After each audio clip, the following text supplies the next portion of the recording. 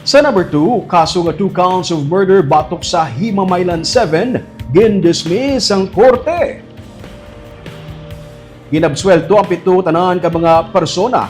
Takip ng isa ka pastor sa ilang kaso nga ginapangatubang humalin pa sang 2018. Ang mga ginacquit sa kaso nga 2 counts of murder kag 7 counts of frustrated murder amo sanday Pastor Jimmy Teves ang United Church of Christ in the Philippines o kun UCCP kag sanday Jolito Montesino, JP Romano, Jasper Aguyong, Rogen Sabanal, Eliseo Andres kag Rodrigo Medes lunsay mga residente sa Barangay Buenavista sa Himamaylan City. Ini matapos mapaslawan ang prosecution nga mapamatuan na sila may kahimuan sa krimen base sa nanginisisyon ni Kabangkalan Regional Trial Court Branch 61 Judge Rodney Magbanwa. Sa 2018, sang ginapusar nga katapos ang New People's Army ang responsable sa pagpatay sa duha ka mga army nga sanday PFC Vicente Marcon kag Sergeant Sandy Arevalo sang 62nd Infantry Battalion, kasumuman ang pagkasamad sa 7 ka mga militar sa engkwentro nga nagluntad sadto sa Barangay Tanawan sa Kabangkalan City. Ang 7 ang ginatudlo nga nagpatay sa ila. Ginpahayag sa legal counsel sa Himamaylan 7 nga si Attorney Ray Gorgonio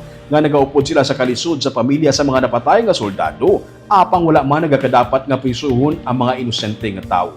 Tuma naman ang kalipay sa pamilya sa mga akusado nga natarana nga iga-release subong nga adlaw.